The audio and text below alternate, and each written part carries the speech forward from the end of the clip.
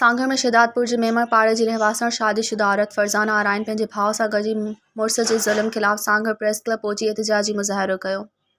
उन मौक़े ते शहदादपुर जे मेमण पाड़े जी रहवासण औरत मीडिया आॾो दाहींदे चयो त मुंहिंजी 4 साल अॻु वसीम आराइन सां शादी थी आहे, जंहिं मां मूंखे 2 ॿारनि जो औलाद आहे। मुंहिंजो मुड़ुसु 2 सालनि खां शराब पी करे पंहिंजे भाउरनि सां गॾिजी मूं ते तशदुद कंदो आहे ऐं रोज़ु मूंखे मौतमार धमकियूं ॾींदो आहे। हुन वधीक चयो त मुंहिंजे मुड़ुस जा ॿी औरतुनि सां नाजाइज़ तालुक़ आहिनि, जंहिं ते मां अहिड़नि हरकतुनि खां मना करण ते खेनि तशदुद करे थो। हुन वधीक चयो त मां पंहिंजे मुड़ुस जी रोज़ जे तशदुद खां तंग थी चुकी आहियां। हुन वधीक चयो त मूंखे हिन सां तलाक ॾियारे मुंहिंजी जान बचाई वञे। SSP सांगड़ खां घुर कई आहे त मुंहिंजे ॿारनि खे कुझु थियो त उन्हीअ जो ज़िम्मेवार मुंहिंजो मुड़ुसु वसीम हूंदो। मज़ीद ख़बरनि ऐं तफ़सीलात लाइ विज़िट कयो असांजी वेबसाइट www.awamiNewsHD.com ऐं ॾिसंदा रहो अवामी न्यूज़ HD।